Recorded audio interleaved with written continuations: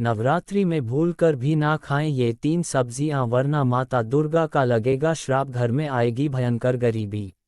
मित्रों, जल्द ही नवरात्रि शुरू होने वाली है और माता रानी आपके घर पर पधारने वाली हैं। इसलिए इस समय पर खान-पान की कई चीज़ों का ध्यान रखना आवश्यक है। कौन सी ऐसी चीज़ें हैं जो इस दौरान आपको नहीं खानी चाहिए, जिनसे माता रानी आपसे नाराज़ हो सकती हैं? और कौन सी ऐसी चीज़ें हैं जो आप नवरात्रि के दौरान खा सकते हैं, जानते हैं। लेकिन सबसे पहले ये जान लेते हैं कि इस बार नवरात्रि कब से शुरू हो रही है। मित्रों, चैत्र नवरात्रि का शुभारंभ चैत्र महीने के शुक्ल पक्ष की प्रतिपदा तिथि से होता है। प्रतिपदा तिथि में कलश स्थापना करने के साथ ही मां दुर्गा का आह्वान भी किया जाता है और स्थापना करने के साथ साथ 9 दिनों के व्रत पूजन का शुभारंभ होता है। चैत्र नवरात्रि के 9 दिनों में मां दुर्गा के 9 स्वरूपों की विधि विधान से पूजा की जाती है, उनके मंत्रों का जाप और श्री दुर्गा सप्तशती का पाठ किया जाता है। दोस्तों, इस बार की चैत्र नवरात्रि का शुभारंभ सर्वार्थ सिद्धि योग में हो रहा है और यह नवरात्रि बहुत ही शुभ रहने वाली है, क्योंकि इस बार माता रानी हाथी पर सवार होकर भक्तों के घर में पधारेंगी और हाथी पर ही सवार होकर प्रस्थान भी करेंगी, क्योंकि इस बार चैत्र नवरात्रि का शुभारंभ रविवार के दिन से हो रहा है और दिनों के आधार पर ही माता की सवारी निर्धारित की जाती है। मां दुर्गा का हाथी पर सवार होकर आना ये बहुत ही शुभ संकेत देने वाला है। इसलिए जो भी भक्त माता रानी की कृपा प्राप्त करना चाहते हो, किसी मनोकामना की पूर्ति के लिए नवरात्रि की पूजा या उपवास रखना चाहते हो, उन्हें इस शुभ संयोग में मां भगवती को मनाने का प्रयास अवश्य करना चाहिए। मित्रों, चलिए आपको बताते हैं इस बार नवरात्रि की शुरुआत कब होगी, नवरात्रि का समापन कब होगा, कलश स्थापना का शुभ मुहूर्त क्या रहेगा और कलश विसर्जन किस दिन किया जाएगा। इस बार नवरात्रि की तिथियों के घट बढ़ के कारण 2 नवरात्रि के व्रत एक ही दिन पड़ रहे हैं, तो ये कौन कौन से दिन होंगे, आपको अष्टमी और नवमी का पूजन किस दिन करना होगा, चलिए आपको बताते हैं। उससे पहले आप सभी को चैत्र नवरात्रि की हार्दिक शुभकामनाएं। मित्रों, चैत्र नवरात्रि के दिन से ही हमारे हिंदू नववर्ष का शुभारंभ होता है, तो आप सभी को हिंदू नववर्ष की भी बहुत बहुत शुभकामनाएं। क्योंकि इस बार 29 मार्च को चैत्र अमावस्या के दिन साल का पहला सूर्य ग्रहण भी लगेगा और ठीक अगले दिन ही नवरात्रि की शुरुआत भी हो जाती है। ऐसे में नवरात्रि से एक दिन पहले लगने वाले सूर्य ग्रहण को भले ही हमारे देश में देखा नहीं जा सकेगा, क्योंकि यह आंशिक सूर्य ग्रहण होगा, फिर भी आप नवरात्रि से जुड़ी हुई जो भी पूजन सामग्री है या मंदिर में आप गंगाजल छिड़ककर शुद्धि अवश्य कर ले, उसके बाद ही पूजा की तैयारी प्रारंभ करें। इस बार चैत्र नवरात्रि का शुभारंभ होगा 30 मार्च रविवार के दिन से होगा और चैत्र नवरात्रि पर्व समाप्त होगा 6 अप्रैल दिन रविवार को, यानी रविवार के दिन से ही नवरात्रि प्रारंभ होंगी और रविवार को ही समाप्त होगी। इस बार नवरात्र की पूजा करने के लिए केवल 8 दिन का समय मिलेगा और प्रतिबद्ध तिथि प्रारंभ होगी 29 मार्च दिन शनिवार के दिन शाम 4:28 से और प्रतिपदा तिथि की समाप्ति होगी 30 मार्च दिन रविवार को दोपहर 12:49 पर। क्योंकि कलश की स्थापना प्रतिपदा तिथि में उदया तिथि के अनुसार की जाती है और उदया तिथि 30 मार्च रविवार को ही प्राप्त होगी, इसलिए कलश की स्थापना और मां शैलपुत्री की पूजा 30 मार्च दिन रविवार को ही की जाएगी।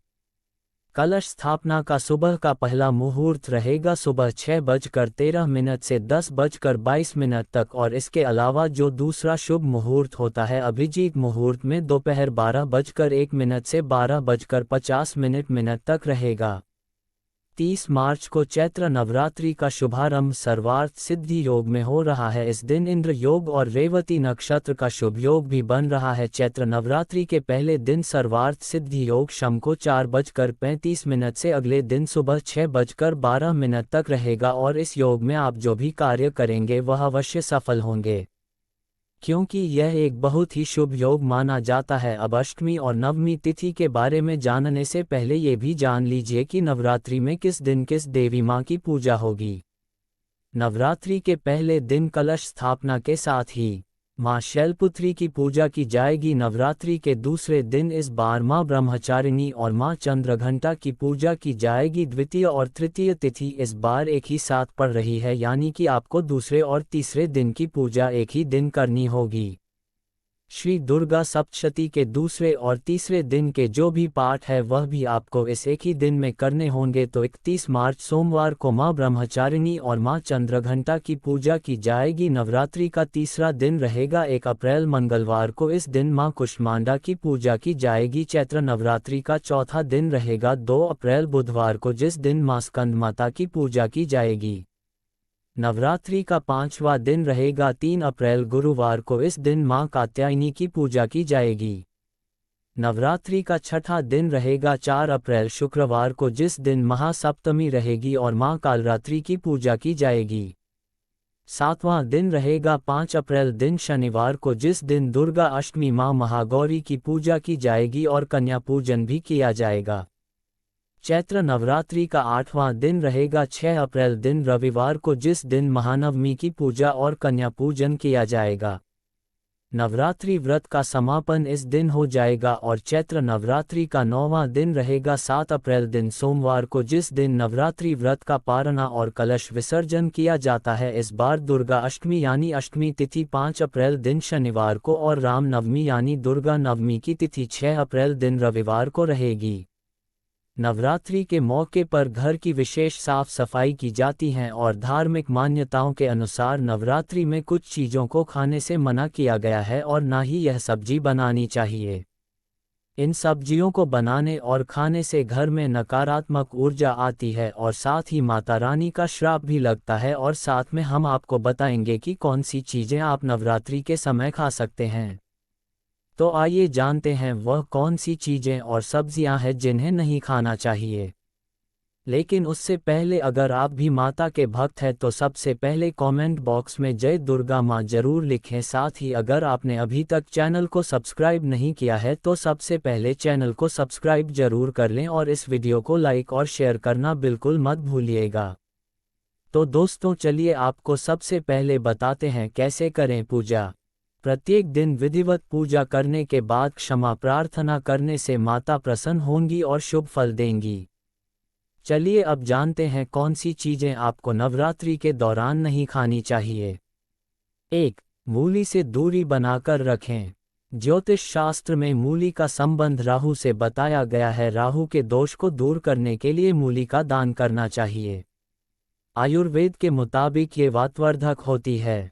इसके सेवन से रजो और तमोगुण की बढ़ोतरी होती है, इसलिए व्रत के समय में मूली का सेवन नहीं करना चाहिए। 2. बासी भोजन ना खाए। गीता में बासी भोजन को तामसिक और रोगवर्धक बताया गया है। ऐसे भोजन को अपवित्र की श्रेणी में रखा गया है, इसलिए बासी और जला हुआ भोजन व्रत के दौरान नहीं खाना चाहिए। 3. लहसुन और प्याज भूलकर भी ना खाएं। नवरात्रि के 9 दिनों में लहसुन और प्याज नहीं खाना चाहिए। इन दोनों को तमोगुण वर्धक माना जाता है। लहसुन और प्याज उत्तेजना और काम भाव बढ़ाता है। इसके अलावा शास्त्रों में इसे राक्षसी भोजन कहा गया है। कहा जाता है कि इनकी उत्पत्ति राहु और केतु से हुई है, इसलिए इनमें गंध आती है और पूजा पाठ में इनका उपयोग नहीं किया जाता है। 4. मांस का सेवन ना करें। नवरात्रि के पर्व पर मांसाहार खाना वर्जित माना गया है। मान्यता के मुताबिक साधना के समय किसी और जीव को नहीं सताना चाहिए। दुर्गा सप्तती में इसको लेकर खास दिशा निर्देश दिए गए हैं। पूजा करने वालों को जीवों पर दया भाव रखना चाहिए और अहिंसक रहना चाहिए। 5. मसूर दाल ना खाए। मसूर दाल को धार्मिक दृष्टि से अपवित्र माना गया है। इसका संबंध मंगल ग्रह से माना गया है। बताया जाता है कि इसके सेवन से मन में उग्र और तामसिक विचार का संचार होता है। आयुर्वेद में इसे रजोगुण को बढ़ने वाला बताया गया है, जबकि साधना के लिए सात्विक गुण को बढ़ाना जरूरी होता है। 6. सीताफल और गाजर से बनाए दूरी। नवरात्रि व्रत करने वालों को गाजर और सीताफल से दूरी बनाना चाहिए। इन्हें रजोगुण वर्धक माना गया है। गाजर भूमि के नीचे उगती है, इसलिए इसे अपवित्र माना जाता है। 7. बैंगन से बनाए दूरी। नवरात्रि के दौरान बैंगन का सेवन नहीं करना चाहिए। बैंगन में रजोगुण होते हैं, ये सात्विक भावों को कम करता है। इसके अलावा इससे त्वचा रोग होने की भी संभावना बनी रहती है। बैंगन काम भाव को भी बढ़ाता है, इसीलिए बैंगन की सब्जी ना बनाए। 8. सफ़ेद नमक। भारतीय लोग तीखा चटपटा भोजन पसंद करते हैं, वहीं इनके भोजन में नमक की मात्रा भी ज़्यादा होती है। नमक के रूप में समुद्री नमक का इस्तेमाल किया जाता है, जिसे सफ़ेद नमक भी कहते हैं।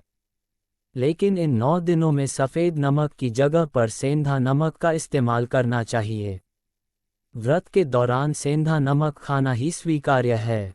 वहीं इस नमक में सोडियम की मात्रा भी काफ़ी कम होती है, तो हाई ब्लड प्रेशर वालों के लिए काफ़ी फायदेमंद होता है।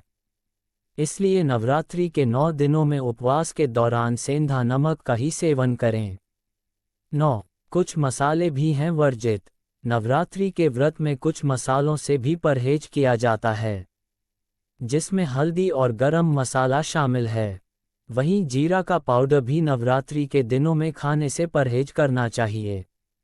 10. अनाज। नवरात्रि के 9 दिनों में हो सके तो अनाज से दूरी बनाकर रखनी चाहिए।